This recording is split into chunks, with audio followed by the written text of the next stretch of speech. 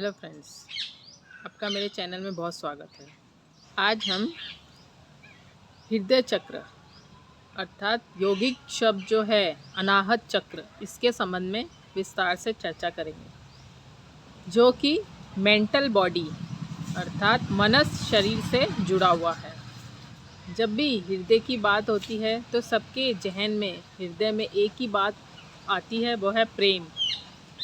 यह बहुत ज़्यादा गलत अफवाह समझ लीजिए या फिर शब्द का अर्थ ले लिया है। हृदय का अर्थ प्रेम से कुछ हो सकता है, लेकिन हृदय का संबंध भक्ति से होता है।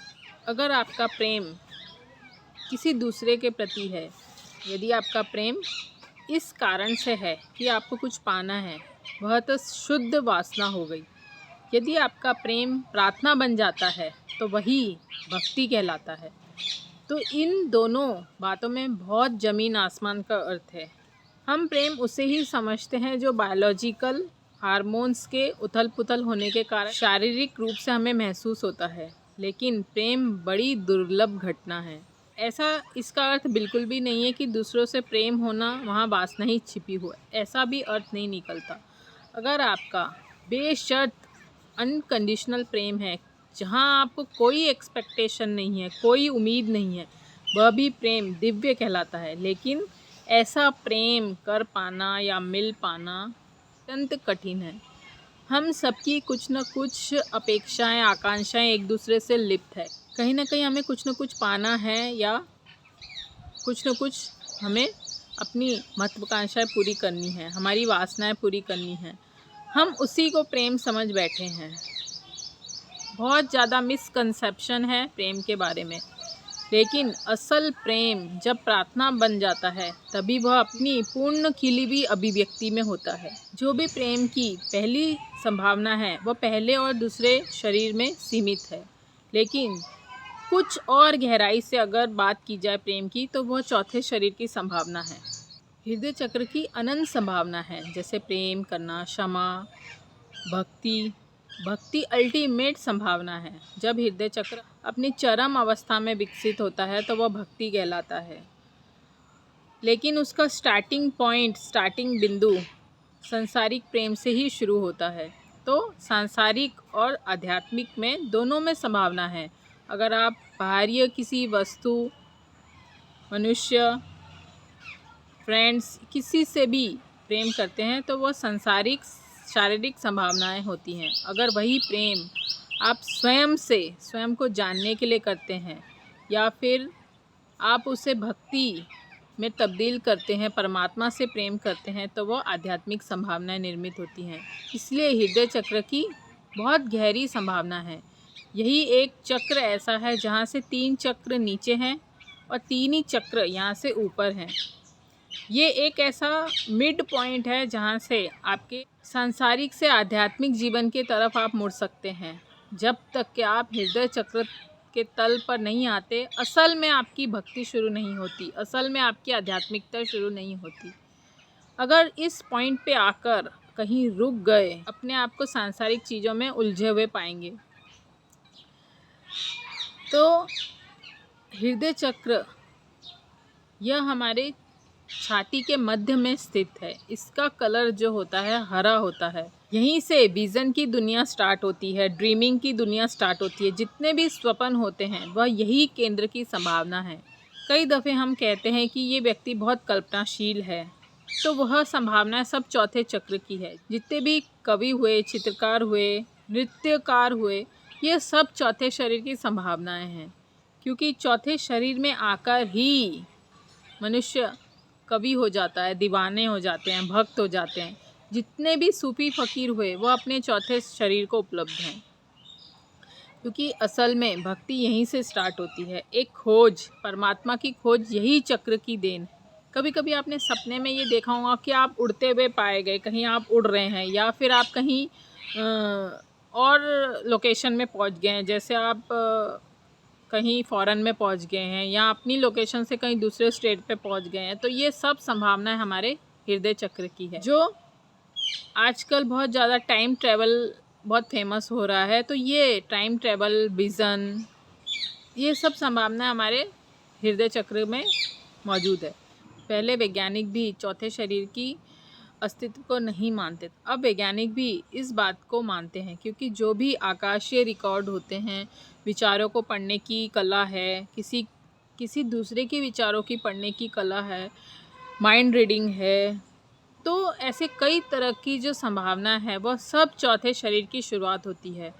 आप यहाँ से बैठ के कहीं और दूसरा व्यक्ति क्या कर रहा है इसे फील कर लेते हैं, या आपको कभी कभी एहसास होता है कि आपको कोई कॉल आने वाला है, किसी से आपकी बात नहीं हुई है तो तत्क्षण कॉल आ जाता है। यह सब टेलीपैथी का कनेक्शन होता है। किसी से आप हार्ट टू हार्ट कनेक्ट होंगे तो ये आपको वाइब्रेशन महसूस होती रहती है कि सामने वाला क्या सोच रहा है और आप उसके बारे में क्या सोच रहे हैं, तो ये उस तक पहुँच जाता है, और वो आपके बारे में क्या सोच रहा है वो आप तक पहुँच जाता है। तो इस तरह जितनी भी काल्पनिक और डेप्थ में संभावनाएं महसूस होती हैं, स्वप्न की, कल्पनाओं की, उड़ने की, जितनी भी संभावनाएं, ये सब चौथे शरीर की है। विज़न की, कोई भी व्यक्ति विज़न को जब भी उपलब्ध होता है जब वो हृदय चक्र को उपलब्ध होता है। जब भी चौथा चक्र, अनाहत शरीर, मेंटल बॉडी अपने पूरे अस्तित्व में खिल जाएगा, उसकी पूरी संभावनाएं प्रकट हो जाएंगी, तो आप भक्त कहलाएंगे, भक्त बन जाएंगे। जितने भी दुनिया में भक्त हुए, जैसे मीराबाई हुई, भक्त प्रहलाद हुए, तो ये सब अपने चौथे चक्र को उपलब्ध व्यक्ति थे। अब भक्ति ऐसे ही शुरू नहीं होती, उसके लिए अनंत यात्राएं करनी होती हैं। वहाँ तक पहुँचने के लिए भी आपको अनेक अनेक सीढ़ियों से चढ़ना होता है, अनेक अनेक बाधाओं को गुजरना होता है, तब जाकर हम चौथे शरीर की यात्राएं कर पाते हैं। एक यही ऐसा मिड पॉइंट है जहाँ से आप या तो ऊपर की चक्रों की संभावनाएं आपकी विकसित होंगी, या तो आप वापस वासना के केंद्र में, नीचे के चक्रों में आप फिसल सकते हैं। आपने देखा होगा जुआरी हर चीज़ जुआ में लुटा देते हैं, तो ये क्षमता विकसित होना हर किसी के बस की बात नहीं। ऐसे व्यक्ति कभी सोच विचार करके कुछ नहीं करते, सीधा पूरी तरीके से खुद को दाव लगा देते हैं। जैसे बुद्ध भगवान हुए, उन्होंने अपना जीवन पूरा दाव पे लगा दिया, बीवी बच्चे, अपना राजपाट। मतलब आप सोचिए, नॉर्मल आदमी अपना 10-20 हज़ार लाख रुपए दाव पे नहीं लगा पाता, तो भगवान ने तो पूरा अपना राजपाट उस खोज के लिए लगा दिया जो उनके भीतर पैदा हुई थी। अंधाधुंध निकल पड़े सब कुछ पीछे छोड़ के। तो ये बहुत दुर्लभ घटना है, ये हर किसी के मन में पैदा नहीं होती। ये बहुत प्यास, बहुत खोज, बहुत परमात्मा की चाहत जिसके मन में होंगी, वही सब कुछ दांव पे लगा देगा, वही असल में जुआरी होता है। ऐसे छोटे मोटे जुआरी तो आप सबने देखे ही होंगे, लेकिन असल जुआरी वही होगा जो सब कुछ दांव में लगाने के लिए तैयार हो जाएगा। अब सोचिए कि जो राजपाट में हर सुख सुविधाओं में रहे हैं बुद्ध भगवान, तो वह एकदम से जंगल की यात्राएं, एकदम कांटे, पत्थर, धूप, बारिश, कैसे इन सब का सामना किया होगा, कितना जिगरा चाहिए होगा। हम छोटी छोटी चीज़ों के लिए विचलित हो जाते हैं। तो ये बहुत गहरे में सोचने वाली बातें हैं।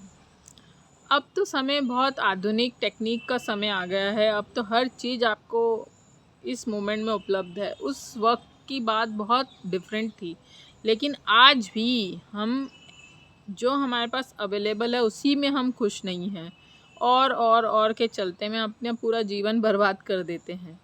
तो हृदय चक्र यानी कि भक्ति भाव, प्रेम भाव, करुणा भाव, दिव्यता, ये सब तभी खिल सकती है जब आपकी यात्रा स्टार्ट हो। अगर यात्रा ही स्टार्ट नहीं हुई तो ये खिलने का तो सवाल ही नहीं उठता। आप ध्यान के मार्ग में जाते हुए ही भक्त कहलाएं, ऐसा भी ज़रूरी नहीं। मीरा भाई ने भक्ति की, कृष्ण भगवान के लिए भजन कीर्तन यही किया, गा गा के, नाच नाच के पा लिया। अब हमने हृदय चक्र की कुछ बेसिक सी बातें मैंने आपको शेयर की हैं। अब हृदय की जब भी बात आती है तो प्रेम शब्द को बहुत ज़्यादा गलत समझ लिया गया है। प्रेम का अर्थ सिर्फ दूसरों से प्रेम करना या शारीरिक प्रेम करना, लेकिन प्रेम के कई तल हैं, मन से, हृदय से, आत्मा से।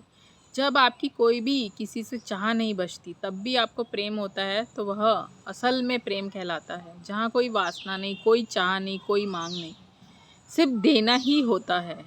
अनकंडीशनल लव यहीं से शुरुआत होती है। अब ये अनकंडीशनल लव, भक्ति कैसे उपजे, कैसे मन में इसका बीज फूटे, अब अनकंडीशनल लव, भक्ति, प्रेम, ये जो बड़े बड़े शब्द है, क्या इनको हम कभी महसूस कर पाएंगे? तो दोस्तों, जीवन में तो कुछ भी नामुमकिन नहीं है। हम जिस भी यात्रा में चल पड़ते हैं, मंजिल अवश्य मिलती है। अब हृदय चक्र को, हमारे अनाहत शरीर को कैसे सक्रिय करें? हृदय चक्र को सक्रिय करने के लिए, जैसा मैंने कहा, इसका कलर हरा है, तो आप हरी चीज़ों को ज़्यादा देखें, वृक्षों को, पेड़ पौधों को।